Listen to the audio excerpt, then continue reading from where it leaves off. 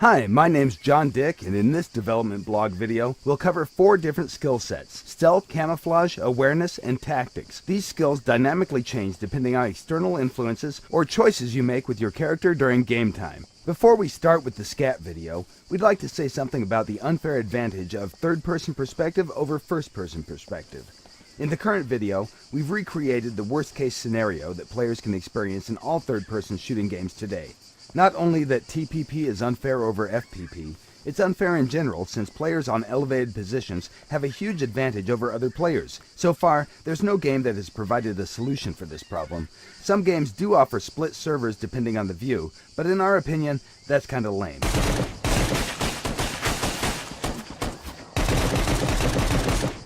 So, what exactly did we do to make things better?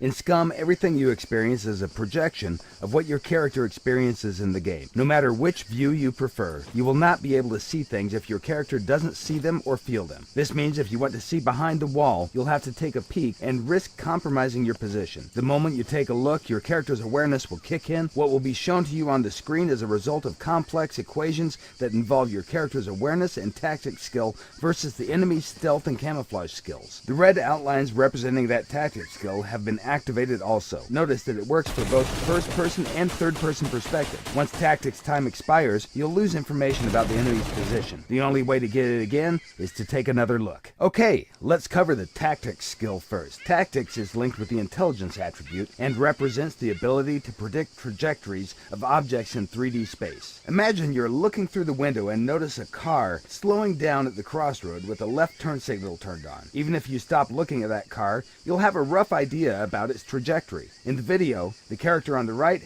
has advanced level in tactics and is able to track its target much longer than the character on the left. Remember, tactics will not work if your target is in peripheral vision. It works only for central vision. Here you can see 3 players with 2 different awareness skill levels. While the first and third one are observing the surroundings more casually, the soldier in the middle has activated focus mode by holding down the right mouse button. The enemy soldier with the activated camouflage is sneaking directly towards them. The first character is what we call a trained observer. He has advanced awareness skill level and will notice the enemy almost immediately once he leaves the cover. The middle one with activated focus mode will notice the enemy a bit later. By being focused, your character is paying more attention, and that will give you a bonus to awareness's hotspot radius. The third soldier is the last to notice the enemy. As you train your characters to observe, hotspot radius will increase. Awareness skill will determine what is rendered and what isn't. And even if things are rendered, that doesn't mean that it will be easy to notice them. Well-camouflaged snipers can totally blend in with surroundings and become almost invisible. So, if focus mode is so great with the bonus multiplier, why shouldn't you use it all the time? The character on the right is using focus mode to observe the surroundings while jogging through the level.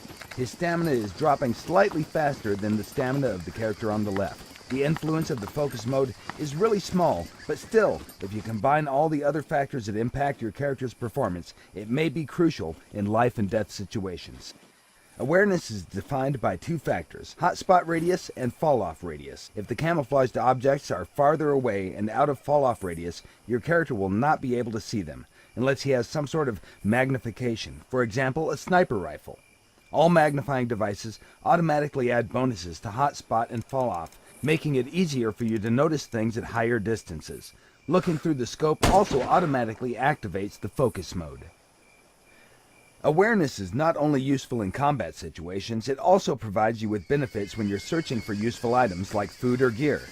If you use focus mode, awareness will highlight the items within your spot radius. This will help you to see them from a distance, which is especially useful for smaller items. Characters with low awareness skill will have to come closer to detect the same items. During the nighttime, awareness spot radius is significantly reduced. Unless you find some kind of night vision device, you'll not be able to detect things with the same efficiency as during the day. A higher level of awareness will give you some additional benefits, such as the ability to detect imminent dangers. It won't work 100% of the time, but when you get notified, be sure to react swiftly, or you may lose your life.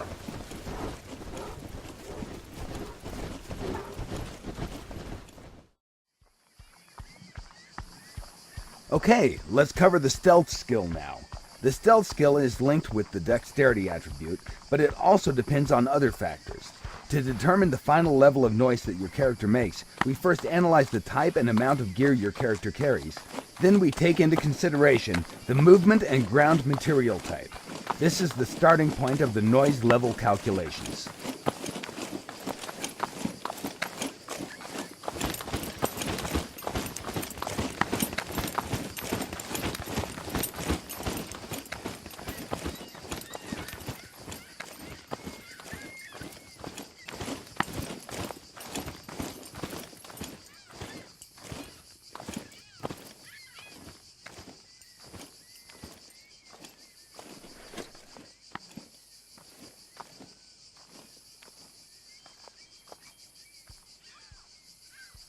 The next step is to factor in the overall weight of the character. Again, this system is fully dynamic, and it's linked directly with the character's metabolism. All things that influence body mass are taken into consideration, like fluid or food intake, for example.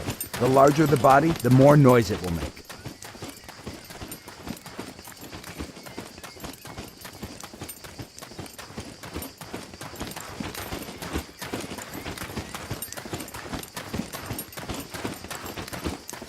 Finally, the last thing taken into consideration is actual stealth skill level. The higher the skill, the better you silence the noise that your character makes.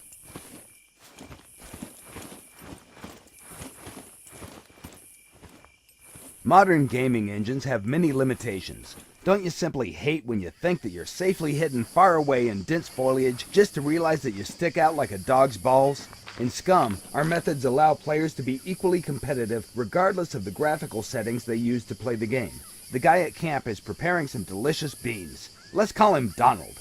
3 soldiers are approaching him over the hill. The left one, called Huey, is crawling through dense vegetation. The middle one, Dewey, is crouching his way towards the larger bush, and the right one is simply walking straight in the open like John Wayne in Sands of Iwo Jima. Let's address him as Louie. Notice that from the Donald's perspective, he only sees Louie. Dewey is well hidden in the bush, while Huey can't be seen because he's well camouflaged. On far distances, the game engine doesn't render foliage, yet still Huey is invisible until he decides to blow his cover simply by changing his stance. At that moment, his camouflage has been terminated and he becomes visible. The camouflage skill can only be activated in dense foliage when your character is prone and out of plain sight. Everything you just saw is still in development, but in short, these were the basics of SCAT skills. Thank you for watching, and be sure to follow us on Facebook, Twitter, and our development blog at www.scumgame.com. By the way, did you notice all 7 people in this scene? No? Congratulations! You just got wasted. Get good, scrub. Don't forget to check out our other SCUM videos for more features and general badassery. We'll see you next time. Hi, my name's John Dick, here to explain how rifle and sniping skills work in SCUM. SCUM is an open-world survival game with a realistic approach to gameplay. In SCUM, you'll be able to create unique characters with different attributes and skill sets. The rifle's skill is inherited from the strength attribute, which generally defines everything related to muscle power. Sniping is linked to intelligence. Although both these skills require weapons, the former covers weapon handling, short-distance shooting, movement with weapons, and weapon maintenance, while the latter covers expertise in long-range shooting. The first thing we'll cover are the various stances and their relation to crosshair size. As with other combat games, crosshair size defines the scatter radius. This works in SCUM just as it works in other games. What's different in SCUM, however, are the additional factors that influence the size of the scatter radius. The most important factor is skill level. The rifle's skill is inherited from the strength attribute, which generally defines everything related to muscle power. If you want to be a good rifleman, you simply invest points in strength. Higher strength means better recoil control. The caliber of the bullet also influences weapon recoil. Stamina is another factor. If the characters are exhausted, ill, wounded, or drugged, their ability to handle weapons will be reduced. The amount of stamina, overall body condition, and metabolism processes depend largely on the constitution attribute. This means that even though the rifle skill is linked to the strength attribute, it also depends on other body attributes. After all, human bodies are complex machines. scatter radius is significantly reduced when the player aims down the sight. Previous factors still apply, but since the player holds the weapon firmly and aims down the sight, the recoil is reduced and shot groupings are tighter.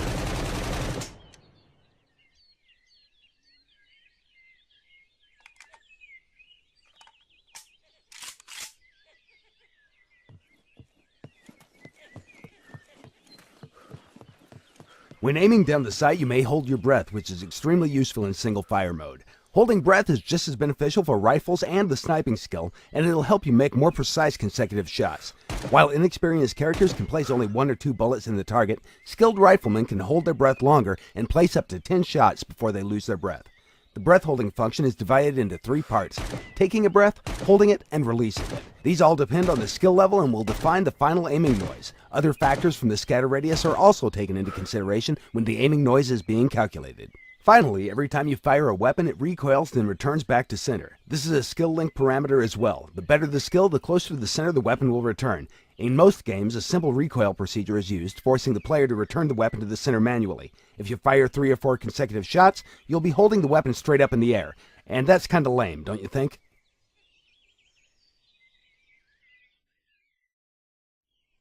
In the current scene, you can see 2 different characters with different stats. The character on the left is a slim person with below average strength attribute and maximum dexterity. The character on the right is suffering from accumulated fatigue and disease. Because of this, his strength attribute has been temporarily reduced. His rifle skill has been influenced by a strength drop and thus has been reduced from advanced to basic. This is actually a representation of how metabolism and external factors influence your character in the game. Now let's see what happens when these 2 guys meet. Nice! Now let's talk about the sniping skill. The sniping skill is weighted with the intelligence attribute, and you need a weapon and a scope for sniping. To mount a scope on the weapon, you'll first have to mount a rail. Also, you can mount numerous different scopes on a weapon with an attached rail. The first time you mount the scope, you'll have to calibrate it. The rifle scope calibration is called zeroing. At the moment, SCUM supports a simple zeroing procedure, but we can make it fully realistic if this is what you desire. To zero your weapon, find a target at a certain distance, for example, a target set 100 meters away. Set your zero value to 100 meters and fire 1 round at the very center of the target. Check where the shot went and adjust the windage factor. Repeat the process until you get your shots perfectly centered. 1 windage click equals 1 millidot marker. In case you drop your weapon or it gets damaged, you'll probably have to repeat its zeroing. For the bullet trajectory, we use G1 ballistic formulas. In SCUM, the bullet's trajectory is influenced by caliber, ballistic coefficient, wind, temperature, humidity, air pressure, altitude, and, of course, gravity. Most of these values are on the left. Once you find your target, first you need to estimate all the mentioned parameters. By quickly pressing the control key, your character will start to calculate everything. This calculation will take a long time for an inexperienced character and will not provide you with precise results. We refer to this action as ranging a target. Once you determine the range, you can adjust zero value or aim at a specific chevron marker. The current scope is factory adjusted for SVD, but it can be used for all other weapons as well. However, chevrons will only work for SVD since they have been calibrated for SVD's standard ammunition.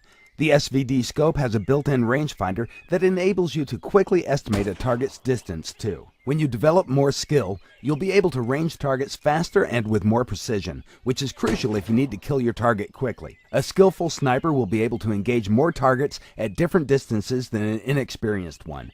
Furthermore, the skill also defines how far the sniper can range targets. As you gather experience points, your character's sniping skill grows, and in time, your target ranging distances will improve. It's understandable that there's no such thing as an innate ability to determine the exact ranging values. The currently shown values are for testing purposes only. We can replace them with descriptions like low, medium, or high humidity, for example, or leave them as they are depending on what the community wants. In the future, temperature, humidity, and pressure will be linked to a survival skill and shown accordingly depending on the skill level. In the current example, the sniper engages multiple moving targets. The first 2 targets move at a walking pace, the second 2 move at a jogging speed, and the last one, set 1,000 meters away, moves at an average running speed. Please do notice that the sniper isn't even trying to hold his breath for the first few shots. As it's difficult to range moving targets set more than 600 meters away, It's smart to aim at the bottom of the target or to use a static object near the target to get the reading. A skillful sniper will be able to use mil dots to hit targets moving at different distances. For the really distant targets, the player can use the windage knob adjustment to set up the aiming at a specific mil dot. Take your time, breathe, you got this.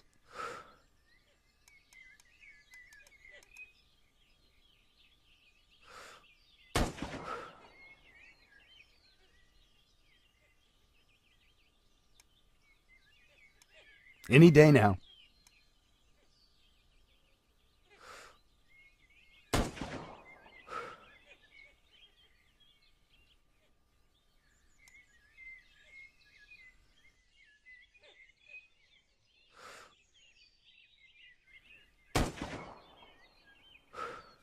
Nice shot.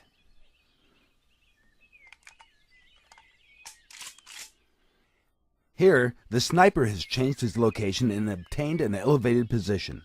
Higher positions provide snipers with a better overview of the situation. However, shooting from higher altitudes at the targets located below has an impact on the bullet's trajectories, especially when the air pressure changes depending on the altitude. This is mostly noticeable in the case of distant targets. Now let's see what happens when the weather changes. The wind is a powerful force that can change the bullet trajectory easily. Even with targets set 100 meters away, a strong side wind can shift the bullet sideways by 10 to 20 centimeters.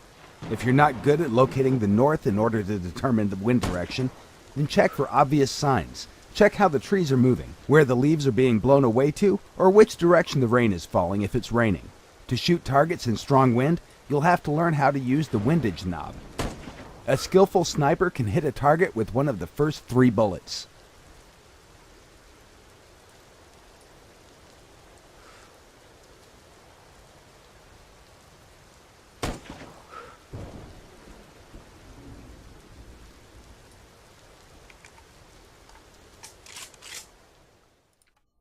In this short clip, you can see different weapons using the same type of scope. Notice how the SVD has a stronger bullet than the AK. The SVD's kickback is more powerful, and the AK can't even reach the target by aiming at the same chevron. Now, let's see how all this actually works in the game itself.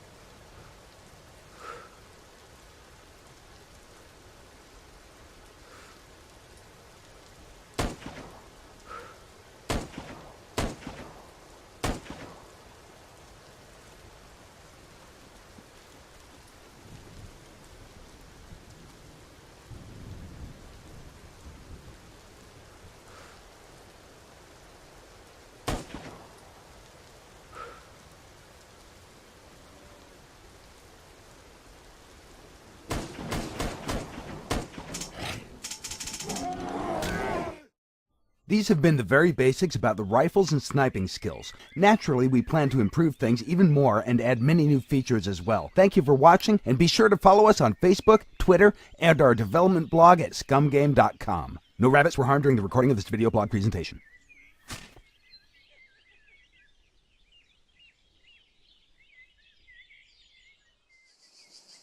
Hi, my name's John Dick, and I'm here to explain to you how unarmed combat works in SCUM. Without further ado, let's get started. The unarmed combat and brawling has 4 different skill levels of expertise that the players can reach, starting from no skill level up to advanced skill level. However, the character's skill is just one of many things that are taken into consideration when combat begins. The other important factors are the player's ability to control his character during the combat and the physical condition of his character. Now that you know the basics, let's take a look at how the combat system works in other modern survival games. For this, we created a simulation of the type of unarmed combat that you can find in practically every survival game available on Steam. From what you can see here, the character is constrained at the hip, but you can tilt their upper body and throw random punches toward your opponent. The camera is locked behind the character. It doesn't provide the player with a good overview of the situation, and most of the time it's really hard to tell where the punch will land. Obviously, this is a very basic implementation, and we could have done it the same in SCUM, but we wanted to make something different. So, what exactly did we do in SCUM to make things better? First, we wanted to find out the best way to fit martial arts in SCUM's gameplay mechanics, and we quickly realized that the angle of the camera has to be changed. The free camera view not only provides players with a better overview of the situation, it also helps when you have to engage multiple opponents at the same time. The game also provides a first-person perspective camera for the combat mode, and everything works well there too. Once you enter combat, you'll be able to perform different moves and attacks. For example, you can try to circle around your opponent and control the fight from a distance. During the combat, you can defend yourself or attack. From defensive moves, you can use block or dodge, and from the attacks, you can choose kicks, punches, and combo moves. A dodge is used when you want to outmaneuver your opponent and then strike back in a counterattack with a different combination of punches and kicks. With the left mouse button, you can perform punches. With the right mouse button, you can do kicks. Combos are performed by pressing a combination of keys, followed by left or right mouse button, depending on whether you want a punching or kicking combo. The skill level of your character will define types of moves your character will use during the combat. So, for example, he might do a simple jab or a cross. Or, if he's more skillful, then he can step in, close the distance, and use a more powerful punch. Combos are special attack combinations that inflict more damage than a normal punch or kick, but they also drain stamina at a faster rate. The best way to use a combo is against a dodge or a block, and if you perform the combo successfully, you'll increase the chance for a knockout. Along with the skill level, the character's attributes will also influence the outcome of the fight. Strength, constitution, and dexterity are attributes that the player chooses during the character creation process. But once the game starts, these parameters will gradually change depending on the character's diet, metabolism level, actions players take, and overall health status of the character. That will, of course, be reflected on the character's speed, endurance, and strength during the battle. With proper diet and workout, it's possible to boost all these attributes to their maximum values. The only exception is the intelligence attribute, which will stay the same or drop down if, for example, a character gets shot in the head. In the current presentation, you can see different skill levels and how they will be represented in the game. Our plan is to make different sets of animations for each skill level to allow players to visually recognize the skill levels of their foes. This is still a work in progress, and it will not be included in the early access version of the game. Everything that your character carries in the game will have an impact on how you will perform in the combat. Heavy gear will make your moves slow and sluggish, and it will drain your stamina more quickly. It's recommended that you drop excessive weight before you enter a fight. The combat skill can be effectively used against other players, NPCs, and it can be used against animals too. Although we do not recommend you attack bigger and more dangerous animals unless, of course, you're sure that you can beat them or outrun them.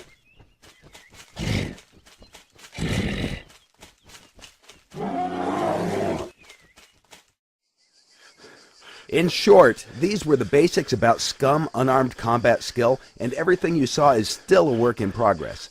We aim for further optimization of the combat process to make it more fluid and enjoyable.